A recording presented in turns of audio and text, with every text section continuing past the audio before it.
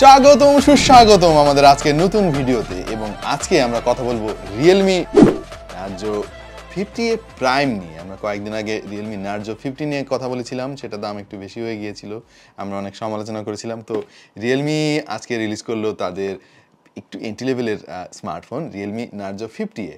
চলেন আমরা এই ফোনটার খুঁটিনাটি ভালো মন্দ দিক নিয়ে কথা বলি এবং সবার আগে চলেন একটু কুইক আনবক্সিং করা যাক এই স্মার্টফোনটার। অলরাইট, তাহলে খুবই সংক্ষেপে আপনাদেরকে ফোনটার আনবক্সিং দেখাবো। চলুন দেখি আসি কি কি রয়েছে এর মধ্যে।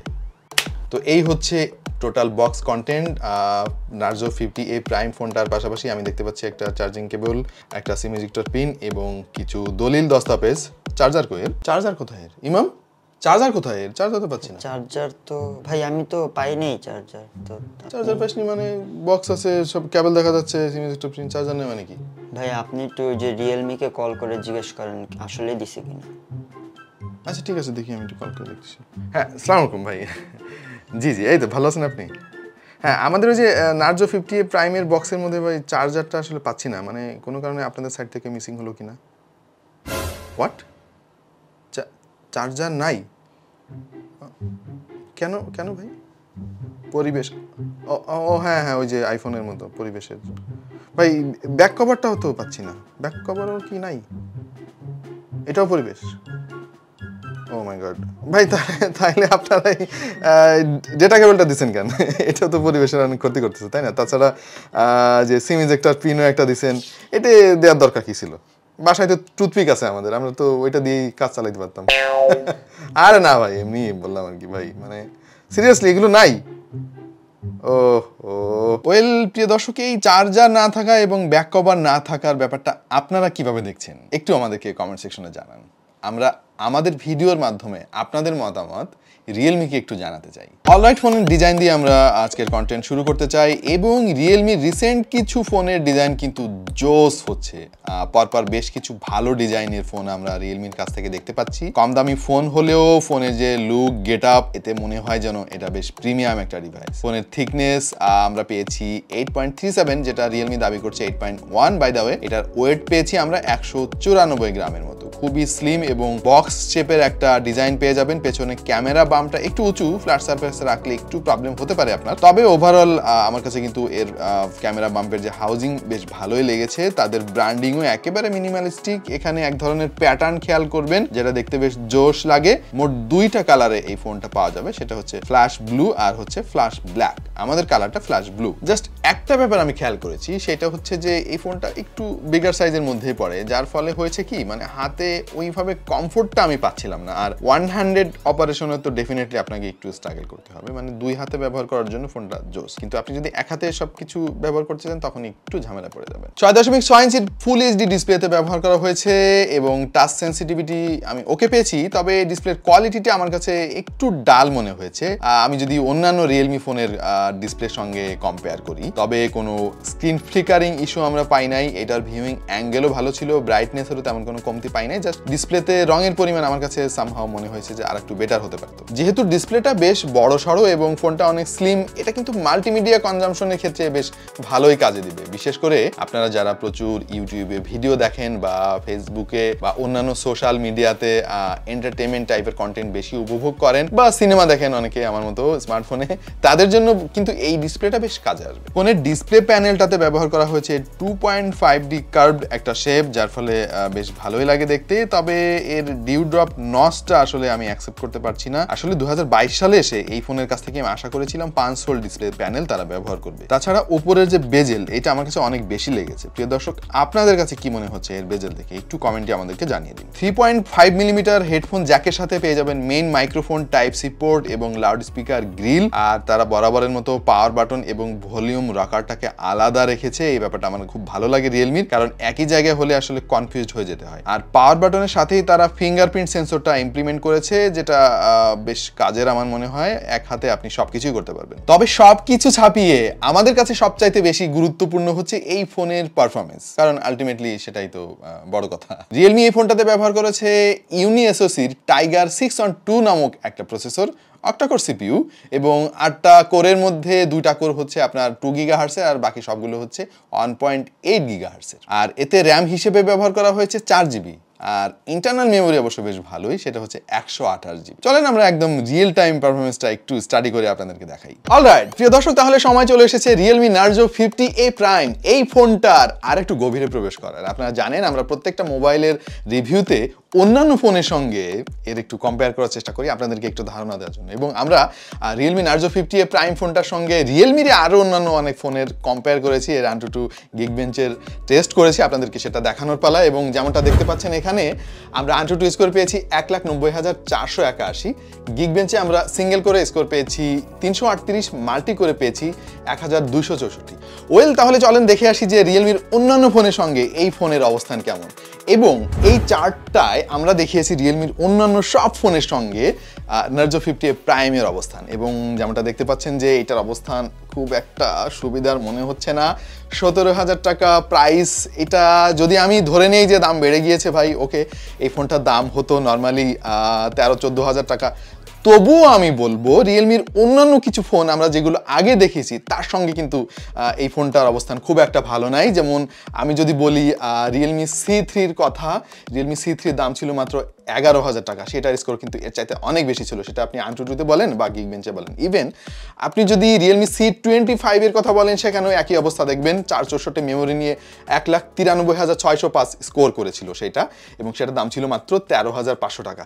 রিসেন্টলি রিলিজ হওয়া আপনি Realme C25S-এর কথা যদি বলেন, যেখানে G85-এর মতো প্রসেসর ব্যবহার করা হয়েছিল, 4 জিবি র্যাম আর 64 জিবি মেমোরি দিয়ে এই ফোনটার স্কোর আমরা পেয়েছিলাম 2,06,638, এবং Geekbench-এর সিঙ্গেল এবং মাল্টি করেও কিন্তু স্কোর অনেক বেশি ছিল। সো ওভারঅল আপনারা যেটা দেখলেন এই মুহূর্তে সেটা হচ্ছে এর যে UniSoC T612 তার পারফরমেন্স কিন্তু রিয়েলমিকেই আসলে বিট করতে পারে নাই।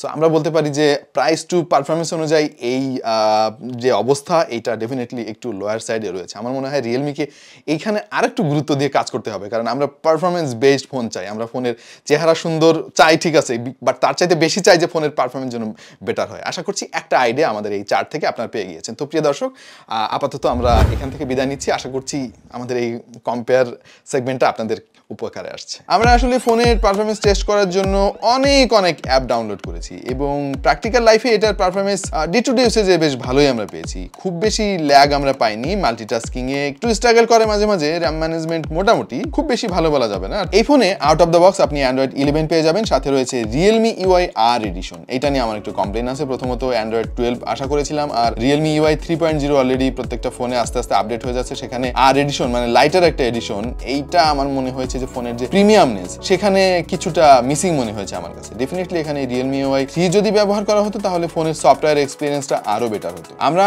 এই ফোনে গেমিং ট্রাই করেছিলাম, এবং গেমিং পারফরমেন্স আমাদের কাছে বেশ ভালোই মনে হয়েছে। কল অফ ডিউটি আমরা খেলেছি, তবে আসলে মিডিয়াম সেটিংসে আপনি গেমগুলো খেলতে পারবেন। আমরা PUBG নিউ স্টেট ট্রাই করেছি, এবং নিউ স্টেটের পারফরমেন্স আমাদের কাছে এভারেজ লেগেছে, হাই সেটিংসে খেলতে পারবেন না। ইভেন মডারেট সেটিংসে মাঝে মাঝে আপনাকে বেশ কিছু ফ্রেম ড্রপ চোখে লাগতে পারে, বিশেষ করে যে সমস্ত সিকোয়েন্সে অনেক বেশি অ্যাকশনস বা গ্রাফিক্স ইন্টেন্স সিন রয়েছে সেই সমস্ত জায়গায় গিয়ে একটু ফ্রেম ড্রপ বা স্টার্টার আপনি খেয়াল করবেন। তবে জিপিইউ রেন্ডারিং অন পয়েন্ট আমরা পেয়েছি ফ্রি ফায়ারে, কারণ ফ্রি ফায়ারে নর্মালি হাই কনফিগারেশনের স্মার্টফোন না হলেও চলে, সেক্ষেত্রে বেশ ভালো পারফর্ম দেখিয়েছে। আর আমাদের সবার প্রিয় অ্যাসফল্ট 9 আমরা খেলেছি, জিপিইউ পারফরমেন্স বেশ ভালোই পেয়েছি, তেমন ল্যাগ বা হিকআপ আমরা খেয়াল করি নাই। এতে জাইরো সেন্সর রয়েছে, যার ফলে কন্ট্রোলিংটাও আপনি বেশ নিখুঁতভাবে পাবেন। সো ওভারঅল এর যে গেমিং পারফরমেন্স, সেখান থেকে আমি এই কথা বলতে পারি যে আপনি যদি হার্ডকোর গেমার হয়ে থাকেন তাহলে এই ফোনটা আসলে আপনার জন্য না। যদি মডারেট গেমার হয়ে থাকেন বা এন্ট্রি লেভেলের গেমার হয়ে থাকেন, গ্রাফিক্স ইন্টেন্স গেম বাদে আপনি অন্যান্য লাইটার গেমগুলো খেলেন, তাহলে এই ফোনটা আপনাকে বেশ ভালোই সার্ভিস দিবে। তবে র্যামটা আর একটু বাড়ালে হয়তো পারফরমেন্সটা আরো ভালো আমরা পেতাম। ফোনের বক্সের মধ্যে কোনো চার্জার নাই, তবে এতে 18 ওয়াটের ফাস্ট চার্জিং সাপোর্ট রয়েছে, এবং ব্যাটারি ক্যাপাসিটি হচ্ছে 5000 mAh, যেটা নর্মাল ইউজারদের জন্য যথেষ্ট।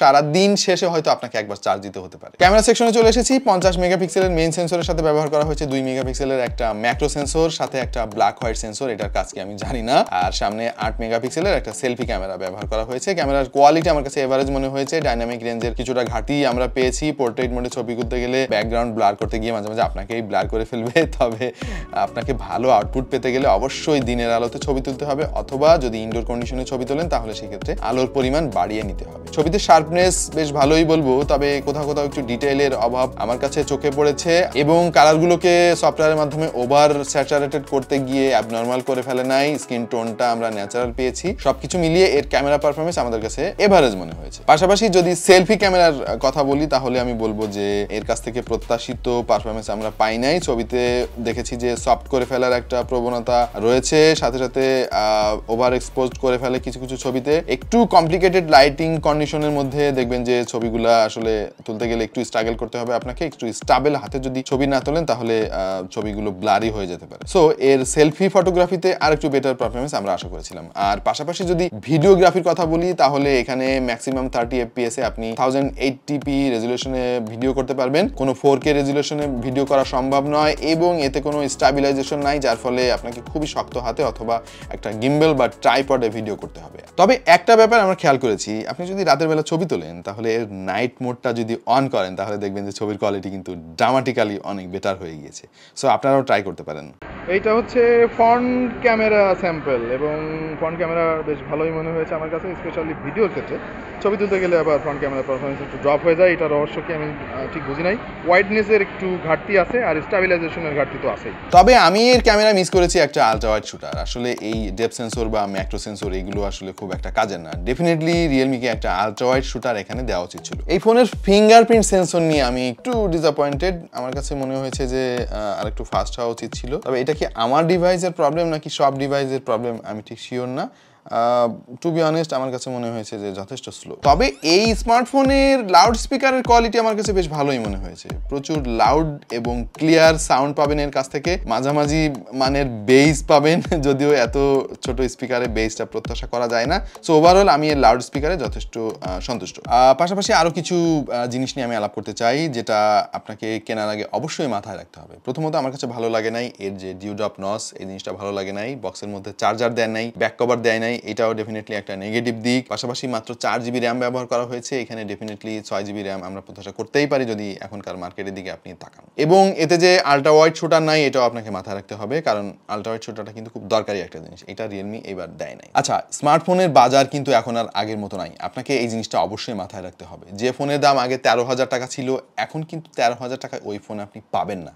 এখন ওই ফোন কিনতে হবে আপনাকে 16,000 17,000 টাকা দিয়ে। এবং ভয়ের ব্যাপার হচ্ছে এই দাম সামনে আরও বাড়বে। সো স্মার্টফোন ম্যানুফ্যাকচারারদেরও এই ব্যাপারটা মাথায় রেখেই ফোনের ডিজাইন করতে হয়েছে, ফোনের দামটাও নির্ধারণ করতে হয়েছে, অনেক জিনিস কম্প্রোমাইজ করতে হচ্ছে। সো আমার মনে হয় সেই সব কারণেই অনেক জিনিস আমি এই ফোনে মিসিং দেখতে পাচ্ছি। আর অফিসিয়াল ওয়ারেন্টি সহ এই ফোনটা মার্কেটে পাওয়া যাবে একটাই ভেরিয়েন্টে 4128, সেটার দাম হচ্ছে 16,999 টাকা। আরেকটা তথ্য জানিয়ে রাখা ভালো, নার্জো 50A প্রাইম ফোনটার এমআরপি 16,999 টাকা হলেও দারাজে ফ্ল্যাশ সেলে পেয়ে যাবেন 15,999 টাকা, মানে 16,000 টাকা। আমি সবকিছু চিন্তা করলেও রিয়েলমির প্রিভিয়াস ফোনের হিস্ট্রি দেখে যদি একটু ঘাটাঘাটি আপনিও করেন তাহলে বুঝতে পারবেন যে এই ফোনের দামটা একটু ওভার প্রাইসড মনে হচ্ছে। তো এইটার দাম, এই দাম বাড়ার পরেও আমি বলবো যে যদি 15,000 রাখা হতো তাহলে ডেফিনেটলি খুব ভালো একটা ডিল হতো, কারণ মার্কেটে এখনো অনেক কোম্পানি এই দামে আরো বেটার অনেক কিছু অফার করছে, ইভেন রিয়েলমিও করেছে কিছুদিন আগে। তো প্রিয় দর্শক, আমাদের মতামত শুনলেন আপনারা, আপনাদের মতামত কি এই ফোনটা সম্পর্কে? রিয়েলমি নার্জো 50A প্রাইম, এই ফোনটার দাম 17,000 টাকা হিসেবে আপনার কাছে কি মনে হয়? ঠিক আছে, নাকি আর একটু কম হলে ভালো হতো, বা 17,000 টাকা রেখেও কি কি ফিচার এতে যোগ করা যেতে পারতো? একটু কমেন্টে আমাদেরকে জানিয়ে দিন। আশা করছি আপনাদের এই মতামত আমাদের ভিডিওর মাধ্যমে রিয়েলমি পর্যন্ত পৌঁছাবে। দেখা হয়ে যেতে পারে অন্য কোনো ভিডিওতে ভিন্ন কোনো বিষয় নিয়ে। সে পর্যন্ত সবাই ভালো থাকুন, সুস্থ থাকুন, আর দেখতে থাকুন টেক টু দ্য পয়েন্ট।